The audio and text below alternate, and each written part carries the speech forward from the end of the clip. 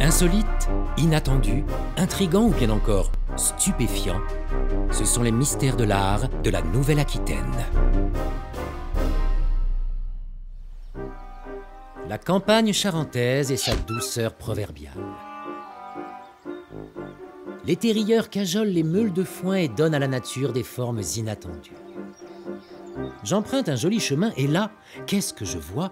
Qu'est-ce que je vois? Une immense façade de château, toute blanche. Un vrai décor de théâtre. Mais qu'est-ce que ça fait là? Chambord, Blois, Chenonceau, Fontainebleau, Hautefort. En France, tant de façades magnifiques. Mais pourquoi celle de la mercerie est-elle aussi longue et pourquoi la bâtisse est-elle d'un autre style? Autrefois, on trouvait ici un charmant château de style troubadour. Les frères Raymond et Alphonse Rétoré en héritent dans les années 20. Ils le transforment peu à peu et lui donnent des allures néo-gothiques. Raymond réussit dans les affaires, il se lance dans la politique. D'abord à gauche, avec Édouard Herriot, puis quelques années plus tard, à droite, avec le général de Gaulle. Il reste député pendant 30 ans et tout aussi longtemps, maire de Magnac-la-Valette, sans jamais mettre les pieds à la mairie. Alphonse est fou d'architecture antique. Il n'a aucun diplôme, mais il dessine colonnades et balustres qui ornent le bâtiment, ainsi que tous les ajouts qu'ils vont apporter. Car les deux frères se sont fait une promesse, célébrer ici la beauté de l'art classique.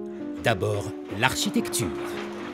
Ils entreprennent la réalisation de la grande façade. Ils sont ambitieux.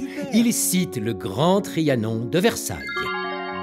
Adjugé, vendu. Pendant ce temps, dans les plus grandes salles de vente, Raymond achète une magnifique collection d'œuvres.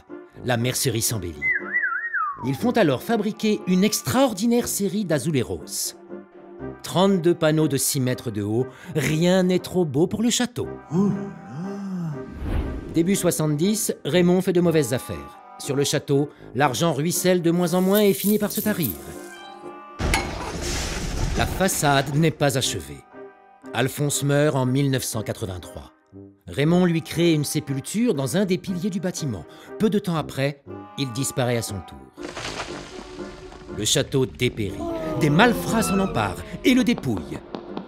Enfin, une association menée par le maire réhabilite le site et redonne vie aux rêves fous des Rétoré. La façade en trompe-l'œil reste le grand témoin de cette aventure. Avec 220 mètres de longueur, elle est la plus longue façade jamais construite au XXe siècle.